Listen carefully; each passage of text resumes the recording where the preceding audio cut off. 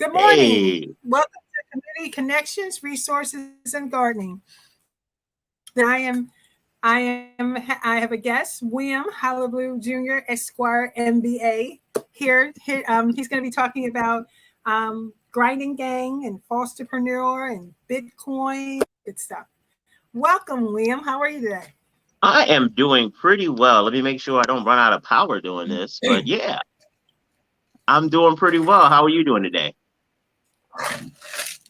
I'm good. I was out in the garden at 6:30 in the morning. So Ah, I'm good. I've got a so lot of what? harvesting to do. I bet. What kind of stuff do you have in your garden? So I have collard kale, mixed chard. I have peas, green beans, Hmm. green peppers. I've got assorted peppers like the red, yellow, orange, Oh, habaneros, jalapenos. I have watermelon. I actually have some watermelon. I actually moved all over getting there. okay. Tomatoes, dill, oregano, two types of oregano, Oh, um, thyme, sage, lettuce. I actually have my lettuce. So I'm going to take hmm. pictures. I'm going to take pictures Oh, and kind of incorporate it into a show. But um, sweet potatoes, rosemary, peas. hmm.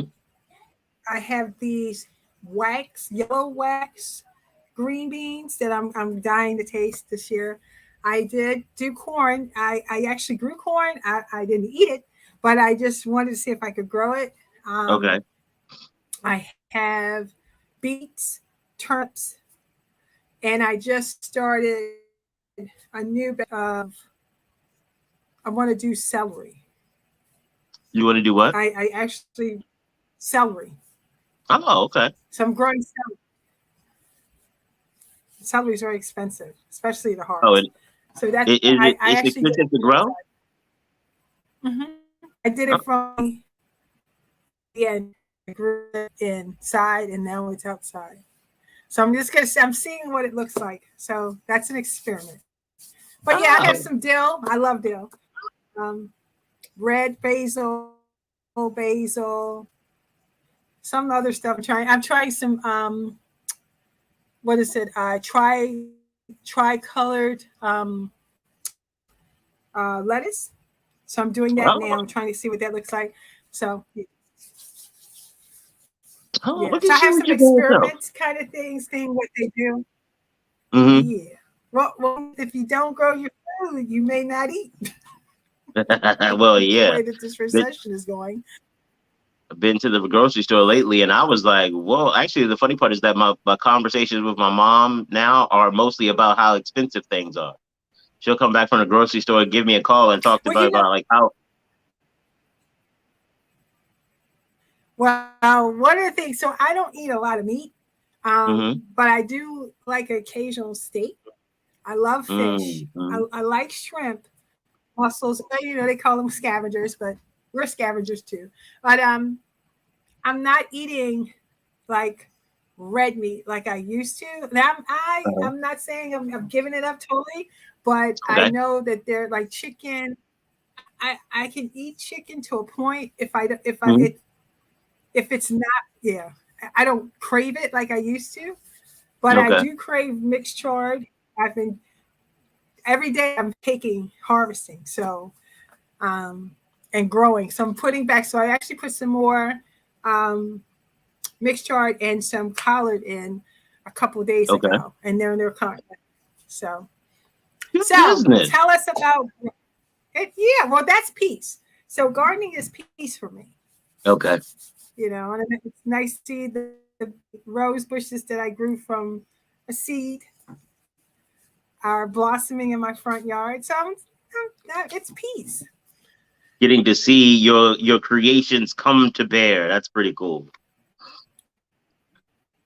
Yeah. So today is grass cutting day. So I cut my own grass. I like to cut and weed Ah. my own grass. I get my what is it the crabgrass out. Mm-hmm. Um, yeah, I have my little device and I I have my blower and all that good stuff. So yeah, it's an investment. I was paying for $35 for the yard, Mhm. and I invested in a lawnmower, Oh. mow weeder, a weed mower. Hmm. So I love Black and Decker.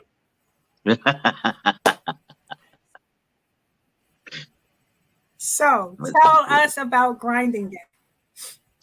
Okay. Well, thank you very much. I'm really grateful to be here. One of the things that I love to do is to talk about how kind of the business ecosystem for small businesses and making sure that we remember that nonprofit organizations are businesses.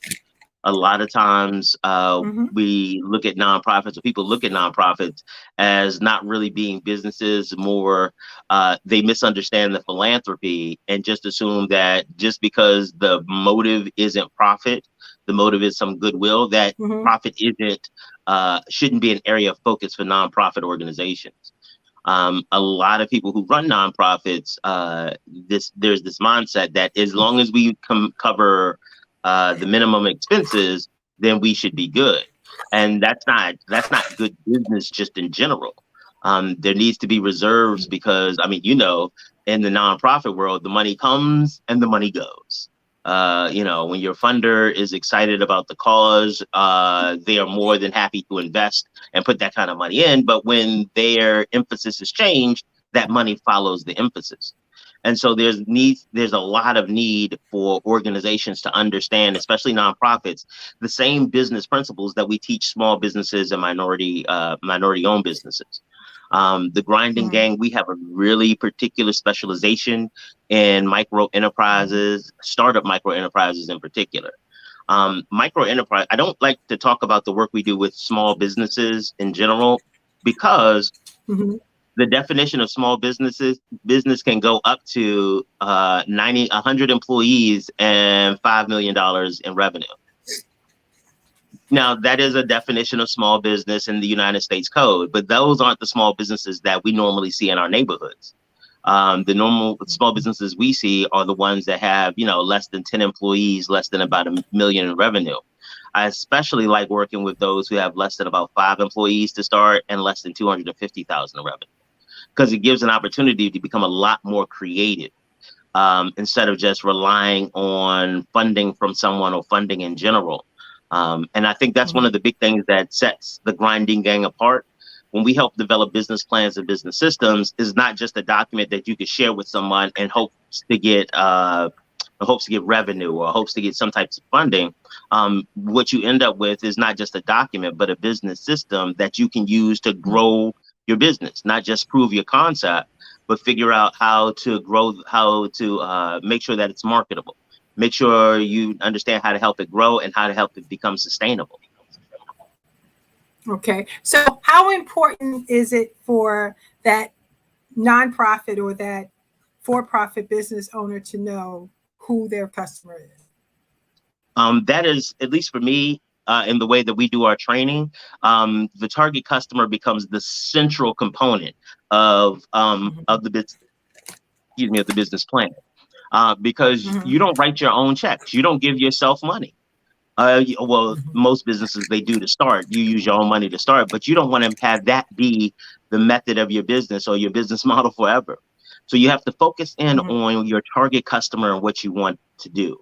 Now, the reality is that because in our education system, business and finance are not things that are emphasized, most of us don't have the background skill necessary to put together, say, a customer profile. These documents where you do the assessments and things like that.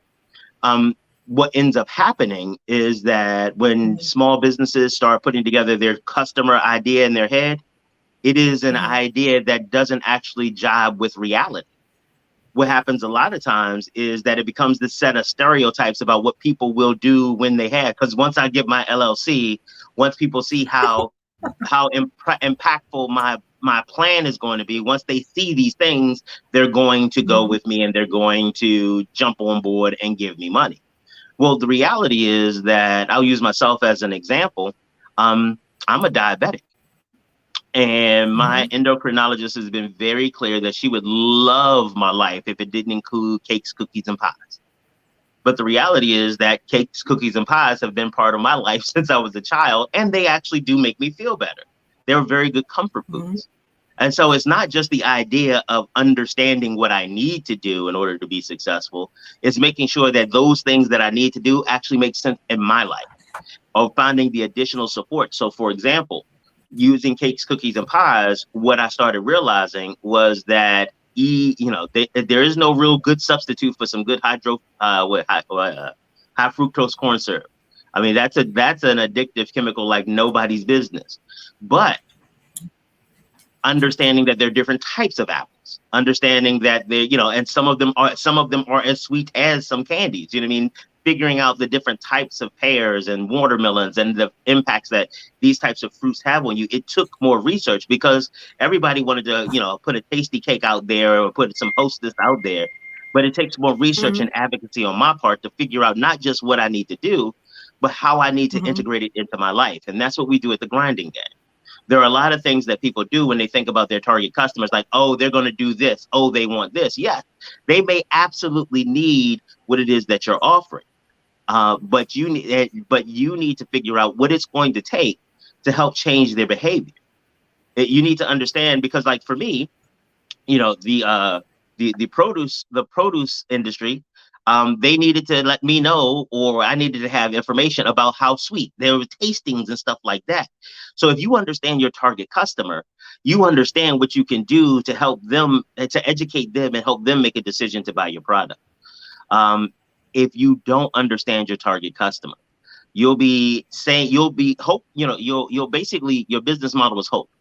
I'm going to throw enough things at these people, and hopefully, I don't know them, but hopefully they'll be able to resolve it. The way we help people around that is we have, in our business coaching sessions, we kind of go through what is your needs, what are your business needs, and really give them sets of questions, and depending on who their target customer is, where we actually identify a real person or a few real people, and you go out and talk to them. A quick example is there was a young lady that was taking our classes, and she wanted to start a law firm. She'd been practicing law for about 15, 20 years, had developed a really good proficiency in a particular area, and was looking to expand and really start on her own. Well, in her mind, the biggest thing she needed to do was have a location that was central and one that her customers would be impressed with.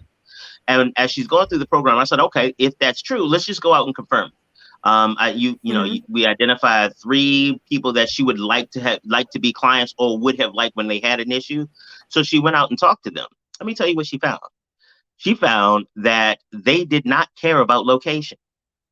She found that they were much more interested in her ability to engage them and to listen to what they said, because their experience was that lawyers didn't want to listen.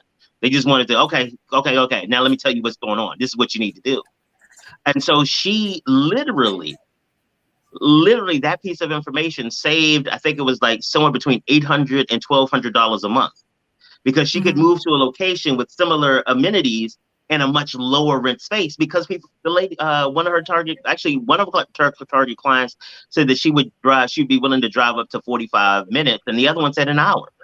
So all that money that she was going to put in trying to be centrally located would have been wasted. Now she can spend more. She could take that same money and she could invest it in her marketing, into the support. Hell, get a nice little Keurig with some fancy coffees in your office if that's what's going to make them feel good.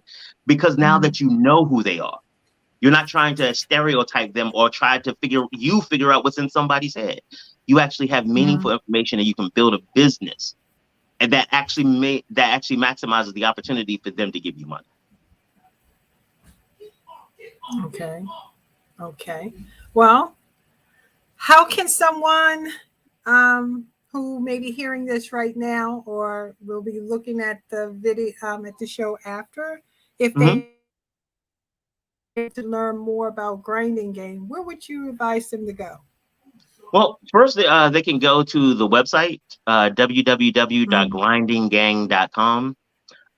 There's a lot of free resources and materials there. We have, business plan examples, grant examples, videos.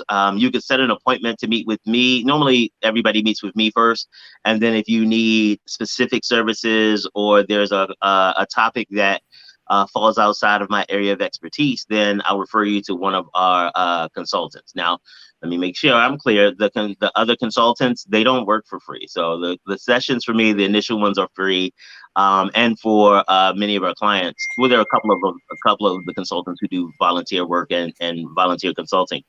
But our biggest thing is that we want to make sure that we help communities. And people's like, well, why do you give so much stuff for free? Because I have a different business model.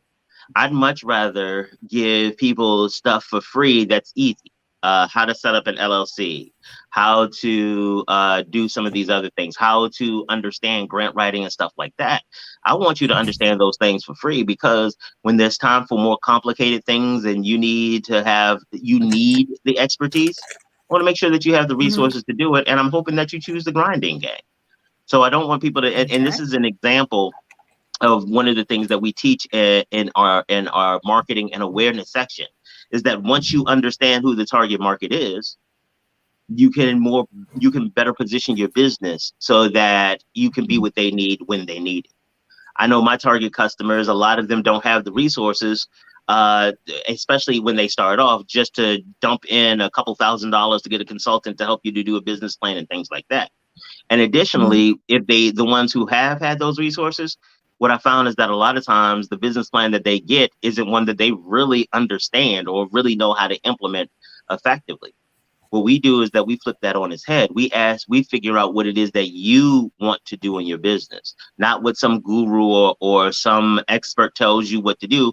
We figure out what it is that you want to do, and then we bring the gurus and the expert information in to figure out how to make your business model or your desires, how to bring those to fruition, as opposed to, oh, I have this turnkey program, you just have to give me money and you'll be successful too.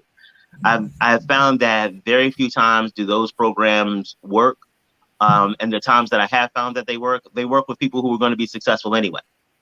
When you have that smart kid in a bad school, they're going to go to college anyway. They're going to be successful anyway. It's just that the school or the resources that they have are actually more limiting. A lot of these turnkey programs, they'll ask you for $3,000, $4,000, $5,000, and then the support isn't there on the back end. It is, here, you gave me the money, here are the tools. It's like somebody giving you a prefab house with no instructions. Oh, even worse. Could you imagine getting some IKEA furniture with no instructions, even the little pictures, you don't have those? That'd be crazy. But that's how a lot of people teach business. It's like, okay, here are all the resources, or here are all the information, not even resources. Go find the resources and take this information that I gave you that you don't understand and go be successful. And then when you're not, we blame you. I find that to be disrespectful.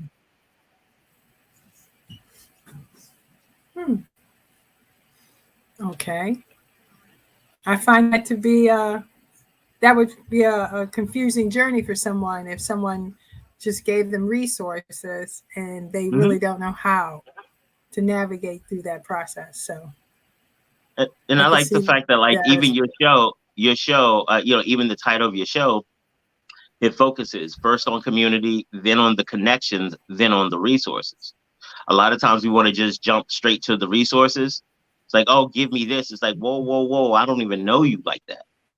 Recognizing that developing that trust and developing that engagement is central for me to be comfortable enough handing you my resources so that you can get the return or the turnaround that you've promised. I mean, I look at it like helping clients understand the target customer's desire. I use the example with my youngest son. When he was wrestling, his shoulder dislocated and it tore some ligaments in his shoulder. Dr. Lee, who ended up doing the surgery, we had not met Dr. Lee before we started doing research for orthopedic surgeons. Dr. Lee was not a friend of the family. Dr. Lee, blah, blah, blah, blah. What we made sure of was that Dr. Lee had experience doing these types of surgeries. We made sure that Dr. Lee had great records on doing a surgery, that he was board certified, that he was the specialist in the area that we wanted. Why? Because I can't count on him liking my son being enough to keep my son safe. The same thing happens as a small business owner.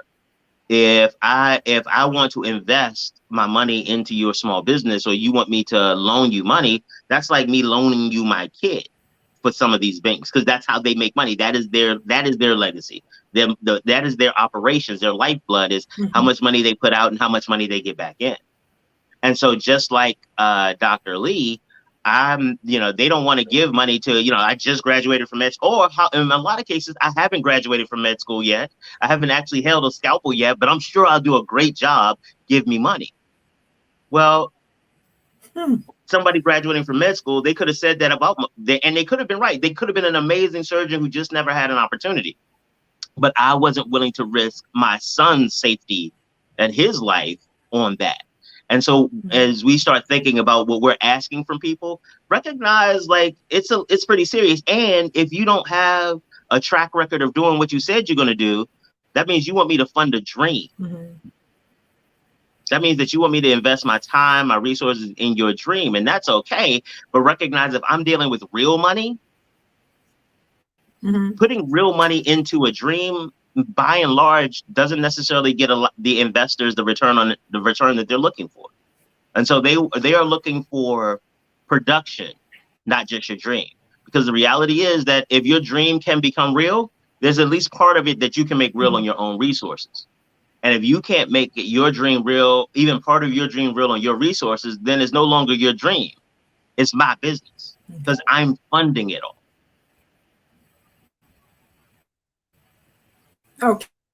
All right. So I'm going to use this example. I have a company called the Treasure Pearls. I've been told by others that say that your company should tell people what you do. Is that true? Should what you do be in your company's title?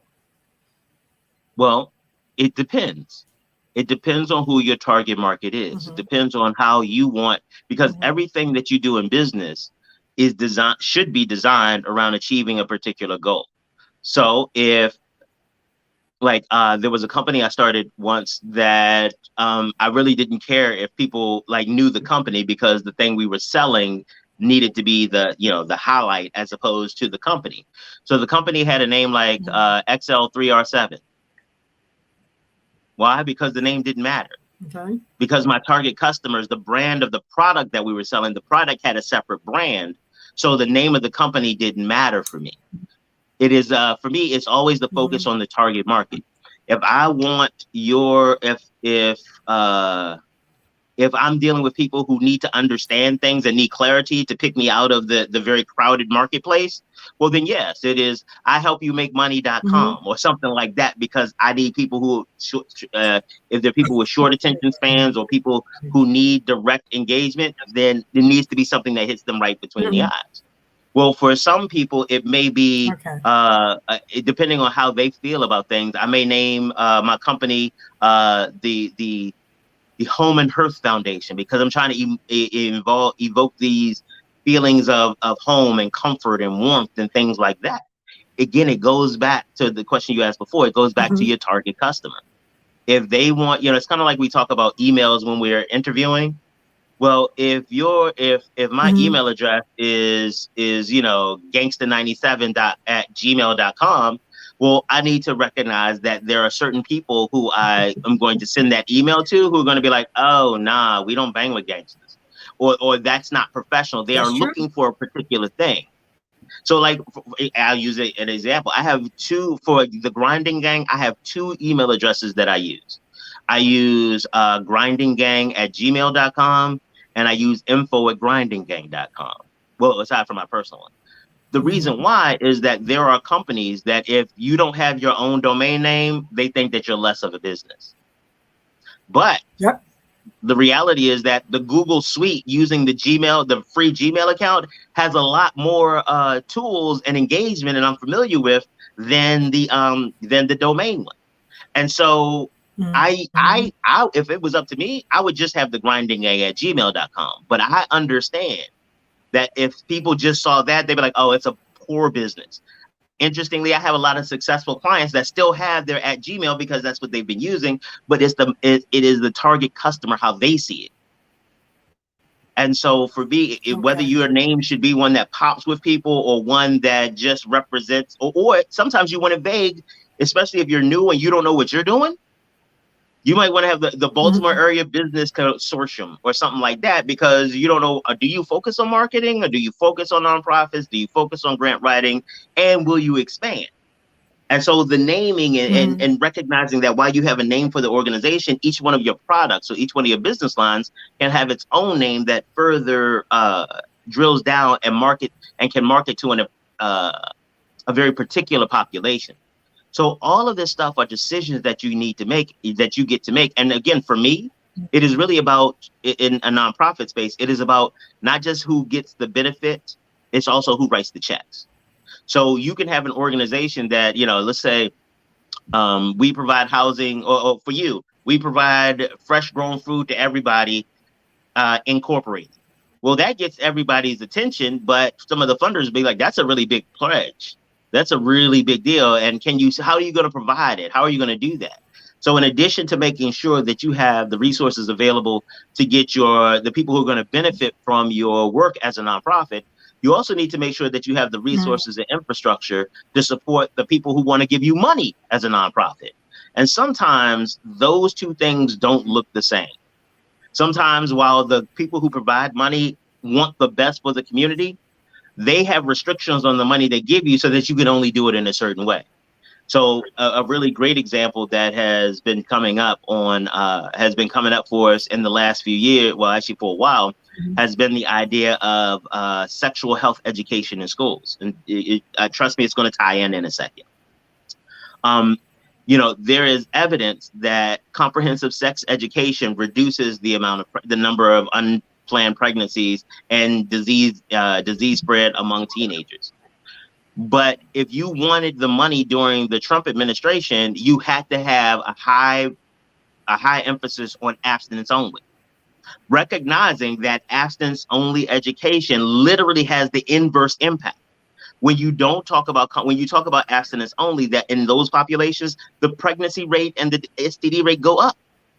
But what you ended up being in that situation, if you were into public health and helping youth not fall prey to STIs, what you were doing is that you had to figure out how you could take this money that talked about abstinence only and then still provide some level of impact that would actually change the outcomes for your teen populations. And a lot of nonprofits find themselves in that position. And what I found is that from the community perspective, a lot of people who come out of the community and service and advocacy and community organizing, they come to the table with the idea of what's the right thing to do.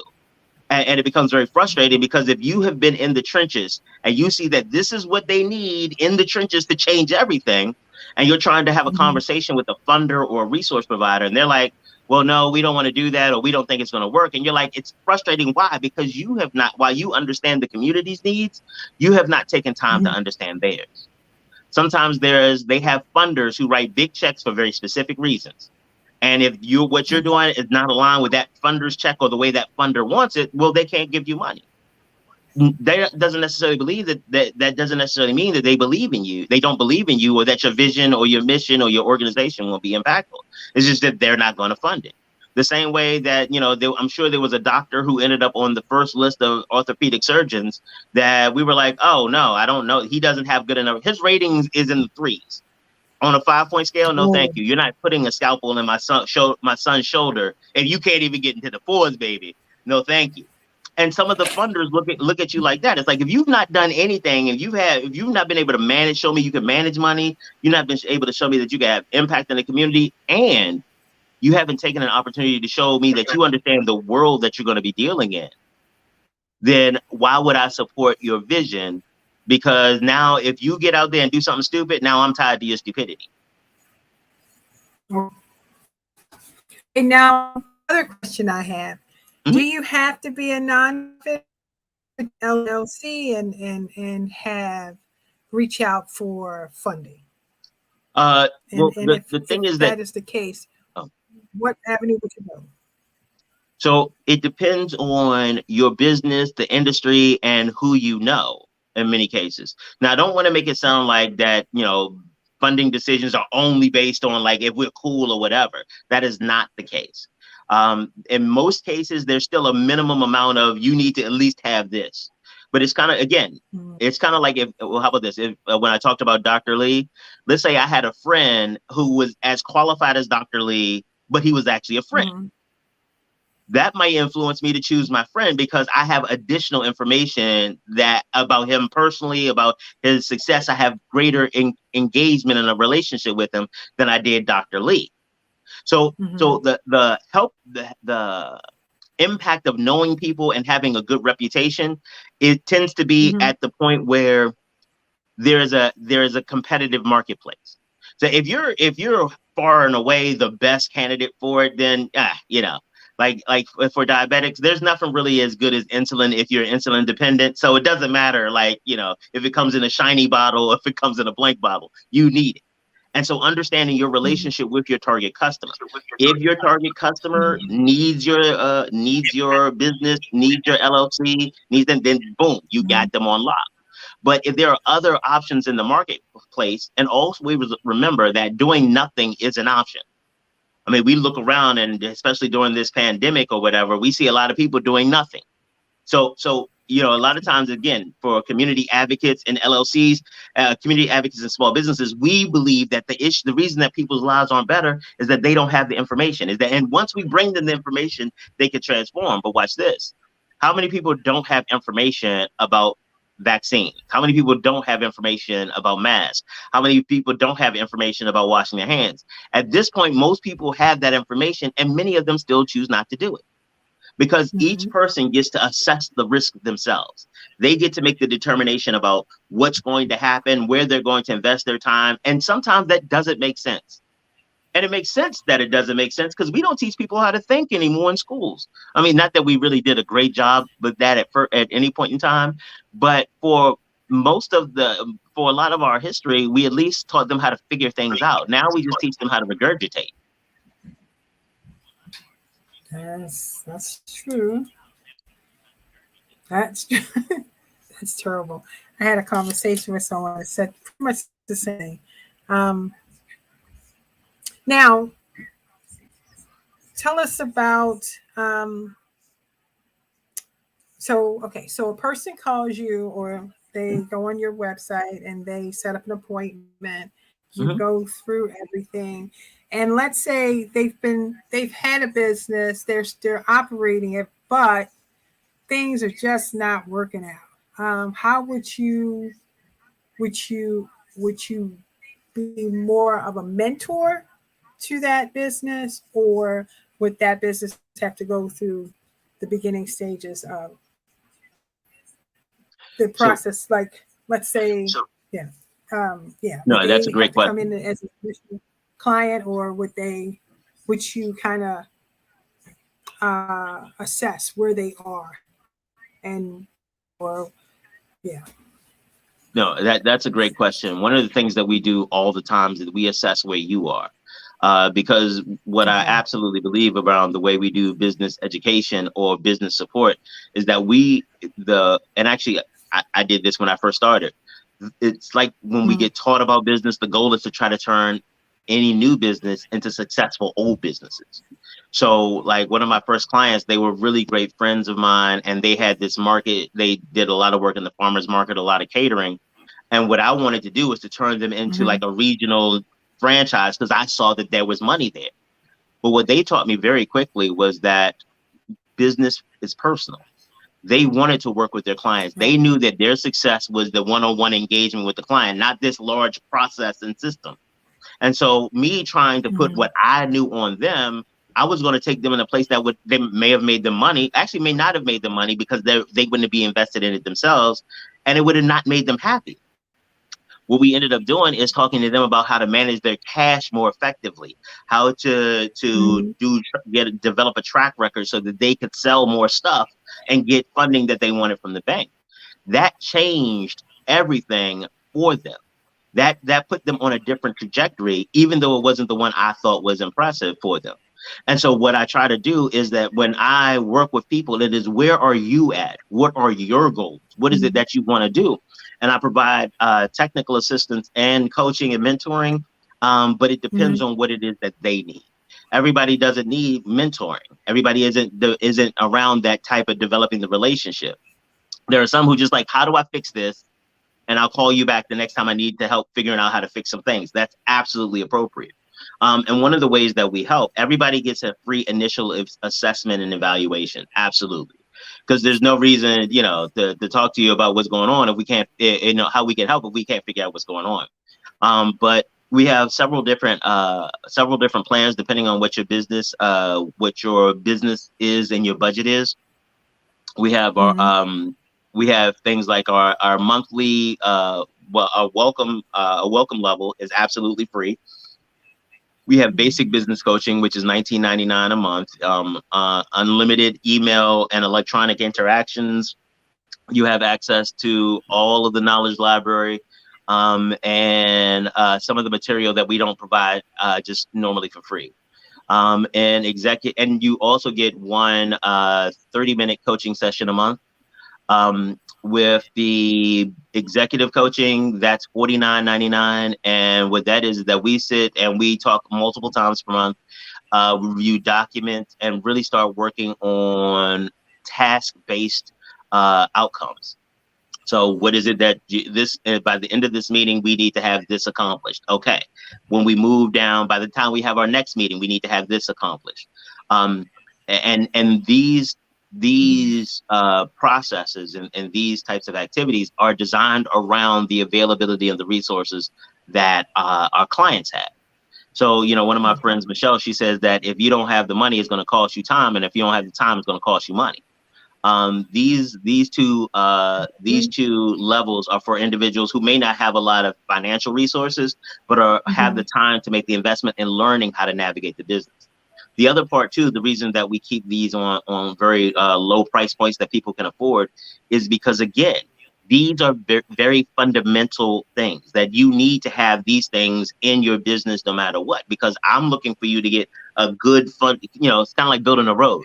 Or a house. I'm looking for you to have a good foundation because I do skylights. And if you have to keep spending money during the, I'm a contractor and I specialize in skylights and making things beautiful. But if you have to keep spending money getting the foundation, or if you spend too much money getting a cheap foundation, then when it's time for me to do beautiful things in your house and help you with your feng shui and some more stuff, you don't have those resources. So I'd much rather give you this concrete and this stuff so you can pour it in and do it yourself, so that when you need the expertise of a plumber or a decorator or whatever, you can come to us and we can help you with that. So, again, making sure that things stay reasonable. The other part too is that, my family's economic stability, that wasn't my entire life. When we were young, we had to pray over the gas tank in order to get to school. There's some days where, we had to walk. And this was in DC in the 70s and 80s. And so I know what it's like to be on the side of not having resources, to look around and realize that if somebody would just help me with this one thing, then I'm sure I could probably take it to the next level. But even getting into the starting block cost so much. The barriers to entry was so high. It was just like, well, I guess success just ain't for me. Or we end up in a situation where I got to get this much money before I can be successful. But what that means is that your business now is getting that money. Your business now is finding out, how do we get all those things? Oh, hold on. Okay, that looks like an ad. To all the mom in the world. Giving a big thank you to Dr. Aramum for helping me with some herbal medicine for getting pregnant after 5 years. Oh yeah. This looks like it's scammy. I don't know what this is.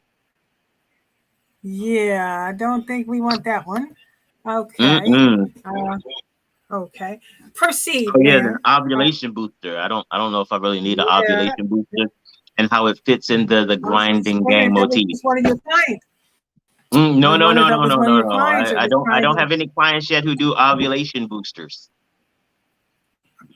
But actually, one of the things that I would do is like for the person who just did that, one of the conversations we would have is like, hey, I'm thinking about going on podcasts and going on shows and putting this ad. And I was like, well, wait a minute.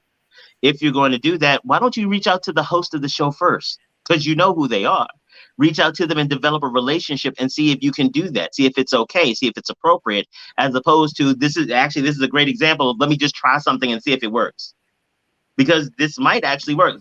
Whoever this person is, they got some screen time for it and things like that. So it worked. But now we're talking trash about them. We don't know who they are, and now we're scrutinizing their behavior and identity. Had they talked to you first? Reach out to them and see what they're saying. Absolutely. But do you see, but that's my point. Understanding who your target customer is. This is why we have these types of conversations. I have these types of conversations with people, because a lot of times he or she probably saw that on a LinkedIn ad or went to somebody's guru and they said, well, I used to just do this and it worked for me and da-da-da-da. And now she's like, oh, I got to do this and put it all to places. But again, you don't know who your target market is, because she actually much kinder than it is on your show.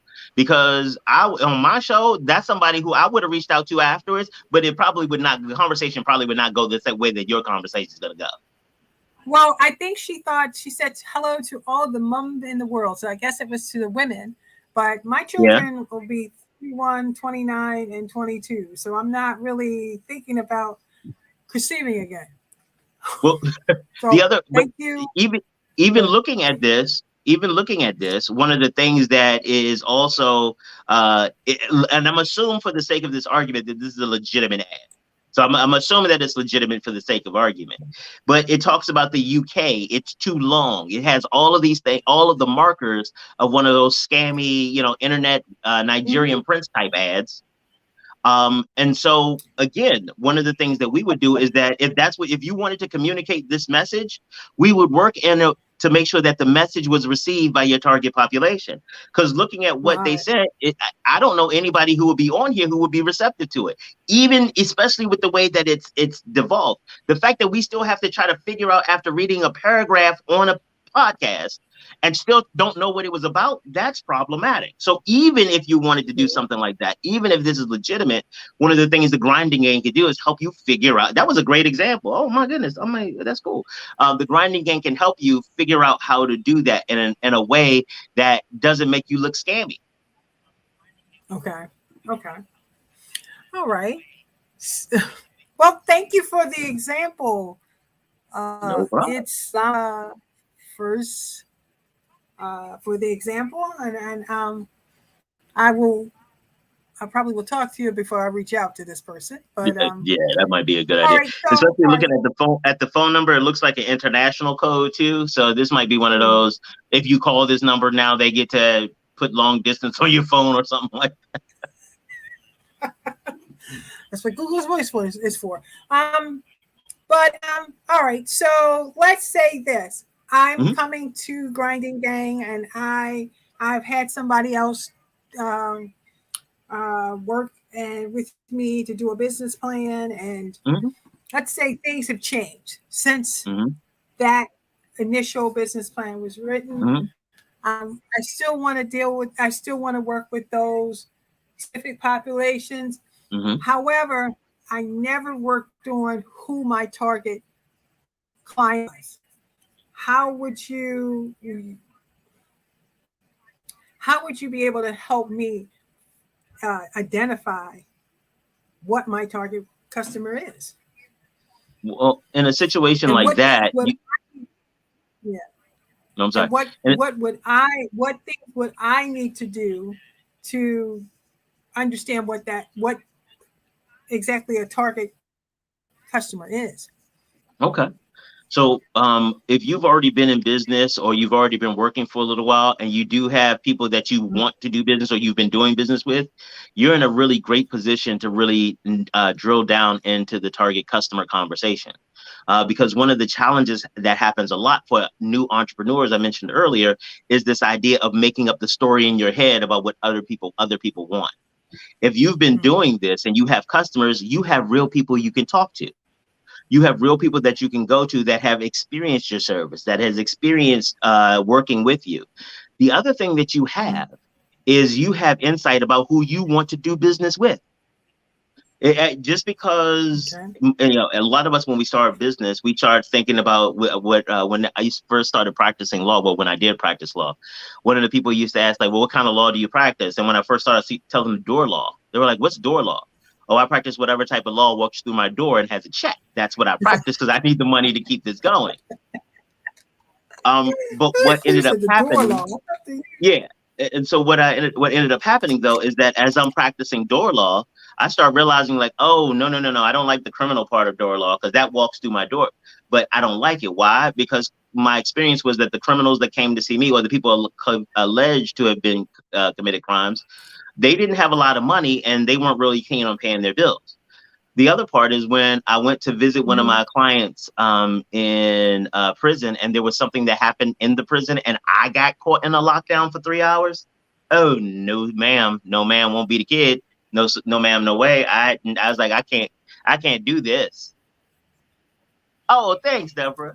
Mama Deborah said, great evaluation of the mom message.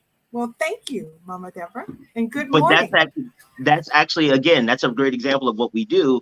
We focus on like, how do we make sense of the information that you've been given? And so when you have these types of clients, you can start figuring out what is it that you need to do. Like if Quandra is one of my clients and I'm like, okay, I need to expand my business. Well, one, let's figure out what makes Quandra come to my company. I sit down, I talk to Quandra. Again, assuming that I have the relationship, and I'm like, okay. And I got to like, well, Quandra, how often would you use my services? And then what happens is that when we start looking at the larger business plan and how to roll it out, is no longer trying to figure out who would like my business. It's trying to figure out how many people with Quandra characteristics exist in the population that I can get to.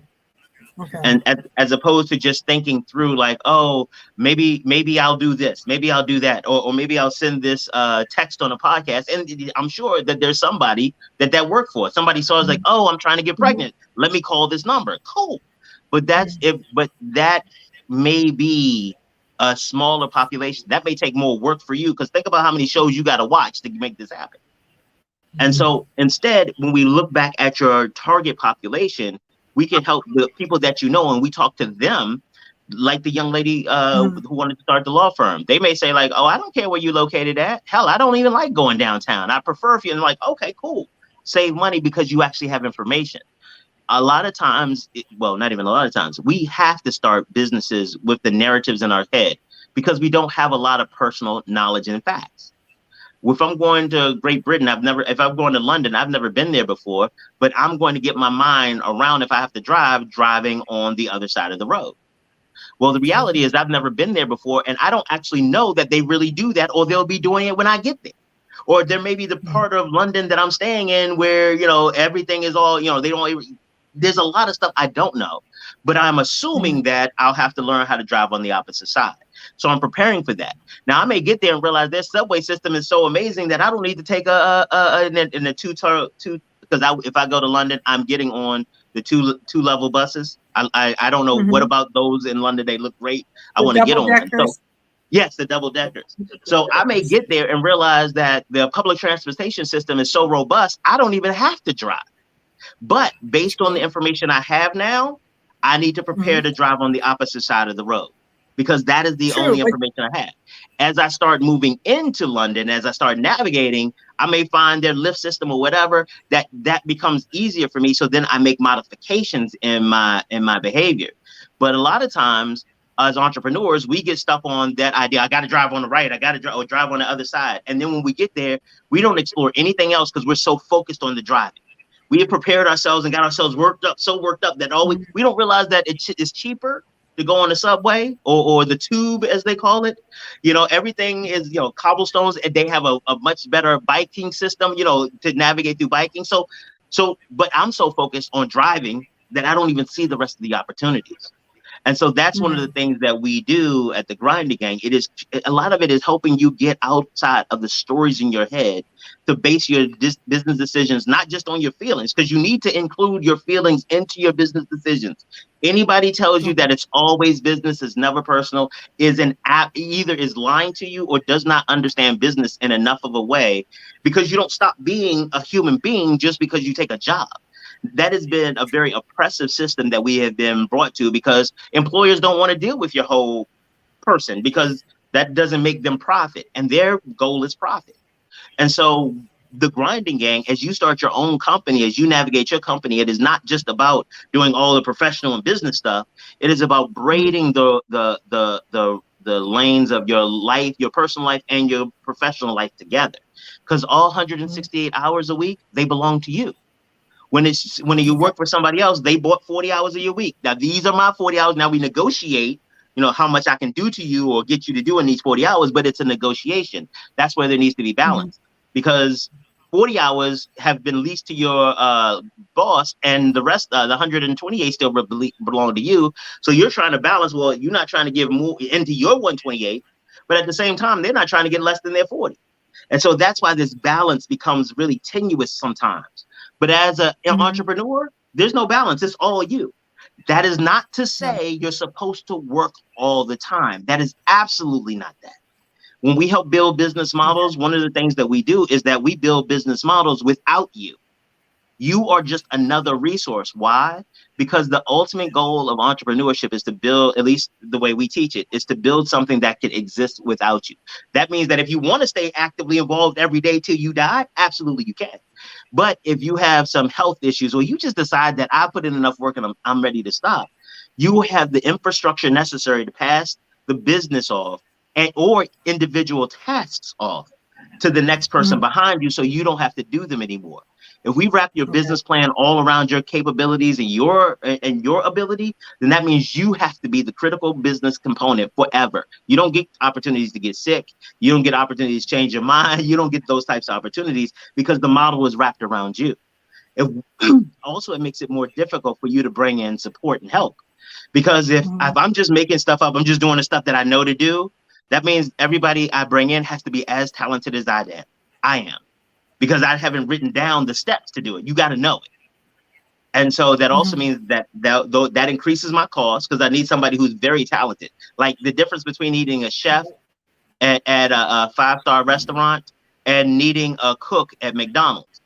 I don't need you to understand the history or the difference between fresh basil and pressed basil. I don't need you to understand the culinary, the nuances of smell and those impacts on the enjoyment of the meal for customers. I don't need to worry about that at McDonald's. I just need to know you can press the buttons and take it out when the buttons beep. But if I have you at a 5-star restaurant, I need you to understand the history of chicken and the differences between how chickens are raised and GM. I need you to know all of that, and that means I need to pay you to know all of that. But if I have just the patty system where you press buttons, I don't need anybody. You don't even need to know food well, as long as you've eaten before and you can follow directions about what buttons to push and what to put on.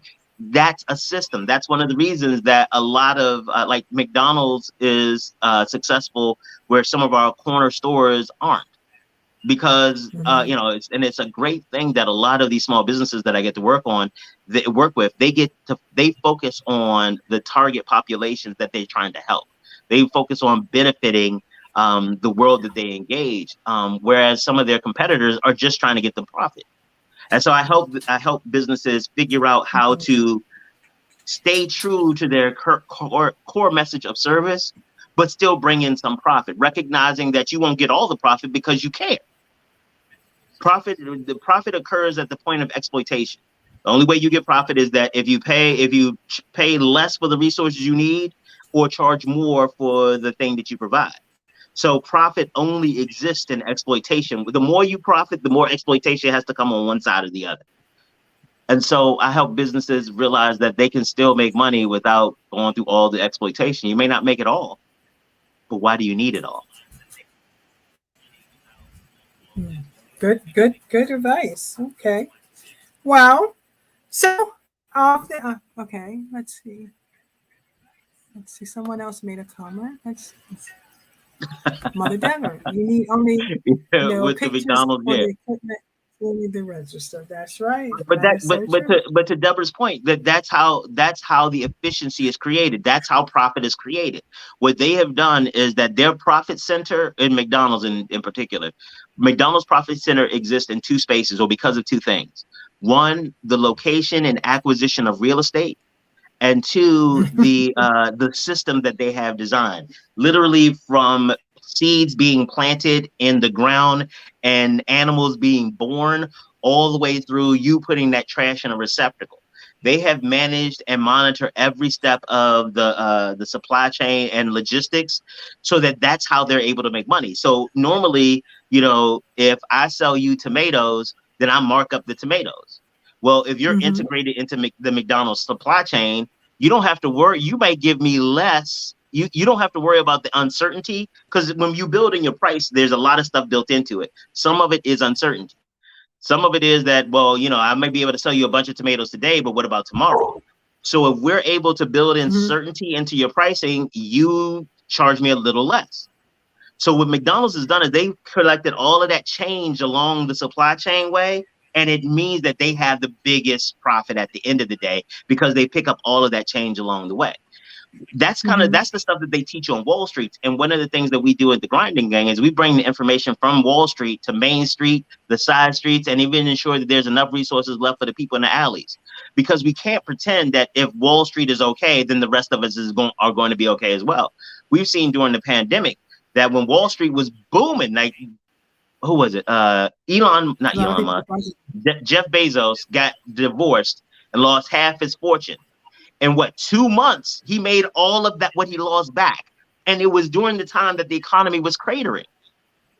So if we get so fixated on the Wall Street and the things that people highlight, then we miss the opportunities to recognize that if we made sure that our brothers and sisters in the alleys who are doing business and literally out of the kitchen, doing hair out of the kitchen, selling things out of the kitchen. And I was walking yesterday and I saw a woman doing a garage sale or something from her front yard. If we don't recognize that those people exist, we miss an opportunity to help the entire economy, because guess what? Yes.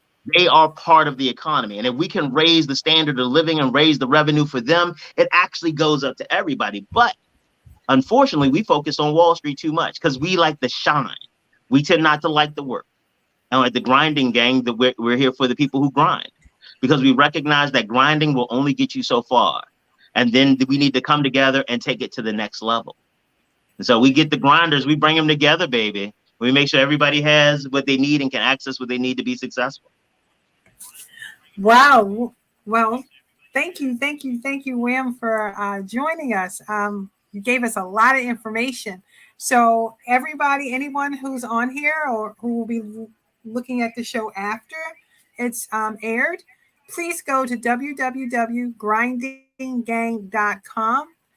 Fill out, set up some time with either Will or like you said, any other consultants, so that they can direct you in the path that you're destined to be. So we have 3 minutes. I know I've sat down with you and it's not easy. I'm going to be honest, because questions are going to come that you're not prepared for, but that's okay, because I've had to step back, review, come back with those answers, and then I'm able to move forward. But on that same note, you have so many people that are giving different information. I may get something from somewhere else and then here, and then I come to you. And I'm like, no, that's not what I heard. So is it good it's great to receive information from different places, but how do you filter out the information that's best for you as an organization or business? And so I'm gonna wrap this up in a quick time, because I know we're running close on time. But that is literally one of the things that we do best, is that there are a lot of pieces of information, and I study as many of them as I can. But what we focus on is figuring out what is important to you. We help you develop a value system and a rubric that matters to you, so that you can start figuring out how do you source through all this information. One of the other things that we do is we teach you how to evaluate the sources of information. Kind of like in school when you're writing a paper and you have to figure out citations, and it's like, well, wait a minute, this citation, why is this credible? Why can I cite this? A lot of times we don't do that. That's why, like, a lot of kids, I remember I was teaching a class in one of the college classes, and a kid cited Wikipedia and didn't understand why, because they were like, it's right. This is the information that's right, because no one explained to them how to but how to evaluate sources. So we do the same thing with business information. And real quick, the one gentleman was telling me, and so there is to your point, there is a lot of difficulty in some of the things that I share with people because they have been raised in a business environment that I believe teaches exploitation as opposed to empowerment. And so one young man was telling me he was telling me how business worked, and it was cute because I was like, one of us is an expert, one of us isn't. And he was like, well, I asked my uncle, and I said, your uncle's in business? He said, yeah, he's been in business for like 10 years. I was like, is he as successful as you want to be? He's like, well, no, he's always struggling. I was like, so why are you taking business information from someone who is always struggling? Now, again, not suggesting that he doesn't know, but you need to evaluate the information from that perspective. I have a track record, and I can give you, and actually I introduced him to a client of mine who was in a similar situation that we were able to work through and help them become successful. I was like, I'm willing to show you my receipts. I'm not just telling you what I think. I'm willing to show you that this can work. I'm willing to show you and connect you to resources that show you how this works. But a lot of times we get caught into the fancy. That's, again, one of the reasons our prices stay low, because I know I'm out there competing with people who will promise you everything and deliver very little. And so I want to make sure that there is a competitive advantage that we can help you develop your rubric, your value system, and understand how to evaluate information so that you can be successful. Not my successful, like my previous clients. I was trying to turn them into a regional franchise, restaurant franchise within 12 years. I had all the paperwork and all the stuff done. They were like, no, we just want to work with our customers and make more money. Well, that's all they needed. It made my life easier and they were happier. Make sure that when you're working with the consultant, they actually are trying to work with you as opposed to trying to get you to become them. Okay. Well, sorry, I got excited.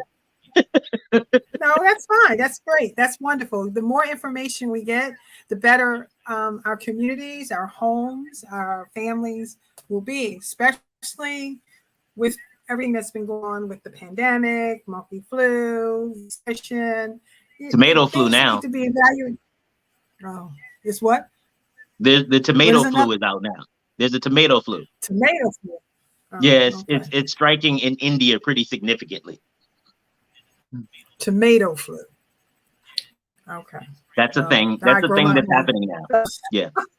So it's a lot of things going on, but most important, one of the reasons for this show is to give people the resources that they can use, people that they can talk to, so that they can live out their dreams, but they just need to have a mind plan to do it. There it is. So on that note, I want to wish everyone a very safe, prosperous, restful, and peaceful Labor Day weekend.